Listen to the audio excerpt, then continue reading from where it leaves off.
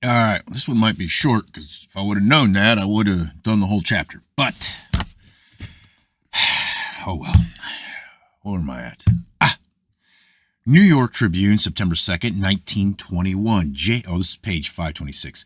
J.C.H. McBeth, London manager of the Marone Wireless Telegraph Company Limited, told several hundred men at luncheon of the Rotary Club of New York yesterday that Signor Marone believed that he intercepted messages from Mars during recent atmospheric experiments with wireless on board his yacht Electra in the Mediterranean. Mr. McBeth said that Signor Marone had been unable to conceive of any other explanation of the fact that during his experiments he had picked up magnetic wavelengths of 150,000 meters, whereas the maximum length of wave production in the world today is 14,000 meters.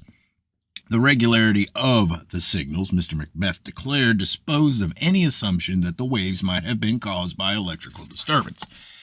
The signals were unintelligible, consisting apparently of a code, the speaker said, and the only signal recognized was one resembling the letter V in the Marconi code. See datum of May 19th, 1919. But in the summer of 1921, the planet Mars was far from opposition. The magnetic vibrations may have come from some other world. They may have had the origin of the sound that have been heard at regular intervals, the San Salvadors of the sky. And we return to the principle that has been our reinforcement throughout, that existence is infinite sterilization, and that, except in particulars, it repeats. That the dot that spread upon the western horizon of Lisbon, March 4th, 1493, cannot be the only ship that comes back from the unknown cargoed with news, and it may be September this 1924 or 30-something, or February that 1920 or 30-something else, and later see record of it in English Mech or Science American. Volume and P something or another, a speck in the sky of this earth, the return of somebody from a San Salvador of the sky, and the denial by the heavens themselves, which may answer with explosions, the vociferations below them, or false calculations upon their remoteness.